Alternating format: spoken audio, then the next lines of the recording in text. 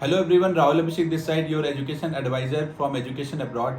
आज हम लेके आए एक इम्पॉर्टेंट टॉपिक को लेके, impact of NMC gazette on MBBS admission in Bangladesh for 22-23 sessions. Actually बहुत दिनों से मेरे पास पेरेंट्स की क्वेरी आ रही थी, बच्चों की क्वेरी आ रही थी कि बांग्लादेश का एमबीबीएस वैलिड भी है कि इंडिया में कि नहीं।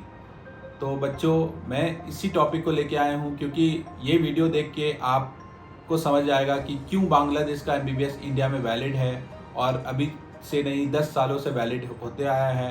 एनएमसी गैजेट्स उस पर कोई इम्पैक्ट नहीं किया है, 0% इफेक्ट है। तो उसको मैं डिटेल वे में एक्सप्लेन करूँगा। तो इस वीडियो को आप पूरे कंप्लीट होने तक देखें ताकि आपके जो भी क्वेरीज हैं वो सॉल्व हो जाएं। अगर नहीं भी सॉल्व होते हैं फिर आप हमारे कमेंट बॉक्स पे कमेंट कर सकते हैं क्वेश्चंस को, या तो हमारे helpline number, toll free number पे आप कॉल कर सकते हैं। तो एनएमसी गैजेट का फर्स्ट पॉइंट ये था कि आपका जो कोर्स ड्यूरेशन है वो 54 मंथ्स का होना चाहिए, दैट इज 4.5 ईयर्स। तो बांग्लादेश का कोर्स होता है 5 ईयर्स का, दैट इज अराउंड 60 मंथ्स। तो it is valid.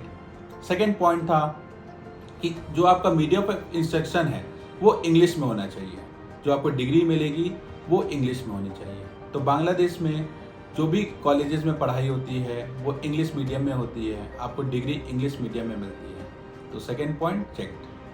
Third point था कि आपको जो इंटर्नशिप करोगे उस कंट्री की इंटर्नशिप वैलिड होनी चाहिए। उस कंट्री में आपको आफ्टर एमबीबीएस आपको स्पेशली उस इंस्टीट्यूशन में, उस हॉस्पिटल में आपको इंटर्नशिप करनी पड़ेगी। तो बहुत दिनों से और बहुत सालों से जो भी बच्चे एमबीबीएस करने बांग्लादेश में जाते हैं, क्योंकि बांग्लादेश का अपना हॉस्पिटल होता है, अपने कॉलेजेस के ओन हॉस्पिटल होते हैं, तो वहाँ पे बच्चे इंटर्नशिप करते हैं साथ साथ। पहले बच्चों के लिए वो ऑप्शनल था क्योंकि इंडिया में इंटर्नशिप बहुत सारे बच्चे करना चाहते हैं। आफ्टर 5 ईयर्स वो डिग्री लेके इंडिया आते थे, फॉरेन मेडिकल ग्रेजुएट का एग्ज़ाम देते थे, एग्जिट एग्ज़ाम देते थे और उसके बाद इंटर्नशिप इंडिया में करते थे। अब वो चेंज आया है कि अब वो मैंडेटरी हो गया है उसी रेस्पेक्टिव इंस्टीट्यूशन में करने का।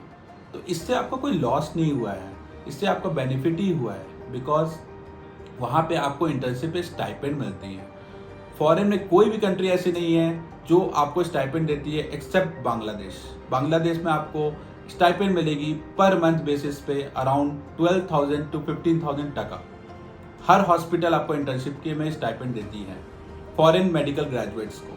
तो ये बहुत इंपॉर्टेंट बात है, बहुत अच्छी बात है। एक तरह से आप पहले से ही जॉब का आपको एक फ्लेवर मिल जाएगा और साथ साथ आपको इंटर्नशिप सर्टिफिकेट उस हॉस्पिटल से मिलेगा। तो third point check. Fourth point है कि इसमें एक कन्फ्यूज़न है बहुत सारे बच्चों को। एक्चुअली में फोर्थ पॉइंट में ही कन्फ्यूज़न है कि आपको वो कंट्री, रिस्पेक्टिव कंट्री जहाँ पे आप एमबीबीएस करने जा रहे हो, वो आपको लाइसेंस दे प्रैक्टिस करने का। तो इसके लिए मैं बताना चाहता हूँ कि आपको जब इंटर्नशिप सर्टिफिकेट मिलता है तो बीएमडीसी से एक रजिस्ट्रेशन होता है। तो ये पॉइंट स्पेसिफिकली ये है कि जो प्रोफेशनल रेगुलेटरी बॉडी जो कि वहाँ की बीएमडीसी है, वहाँ से रजिस्टर्ड होना चाहिए।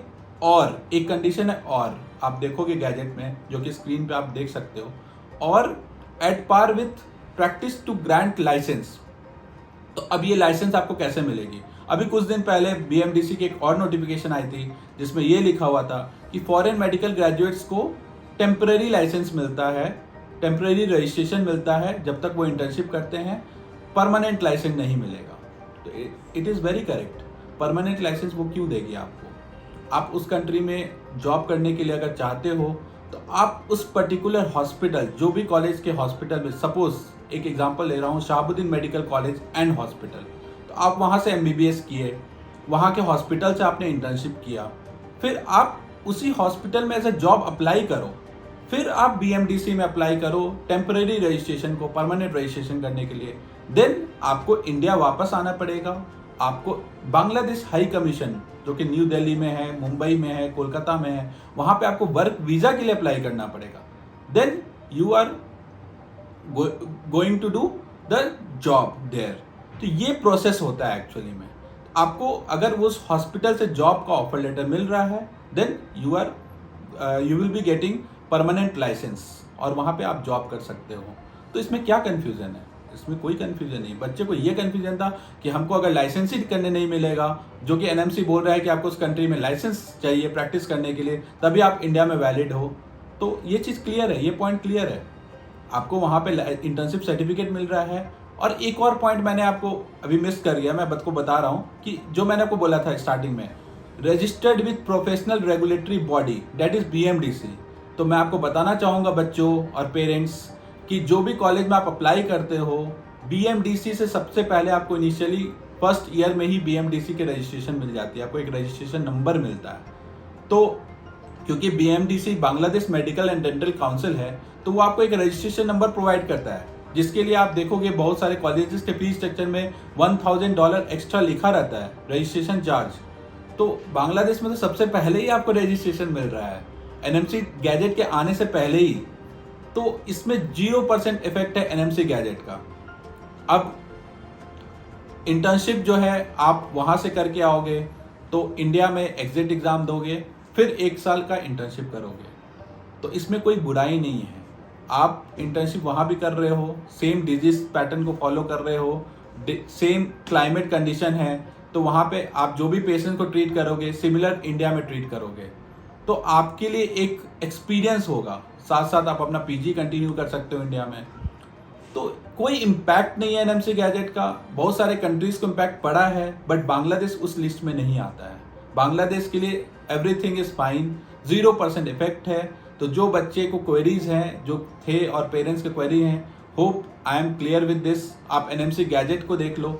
और अभी BMDC का एक और नोटिफिकेशन आने वाला है इसी के रिगार्डिंग, क्योंकि बहुत सारे बच्चे ने कंप्लेन किया था, क्वेरीज किया था, ईमेल किया था BMDC को कि हमारा जो भी MBBS का डिग्री है वो वैलिड होगा कि नहीं। क्योंकि इस बार बहुत सारे बच्चे MBBS एडमिशन के लिए देख रहे हैं बांग्लादेश में, बट ये क्वेरीज क्योंकि बहुत सारे जो एजेंट्स हैं वो इसको दूसरे वे में इंटरप्रेट किए, इसी वजह से बच्चे कंफ्यूज हो गए, पेरेंट्स कंफ्यूज हो गए।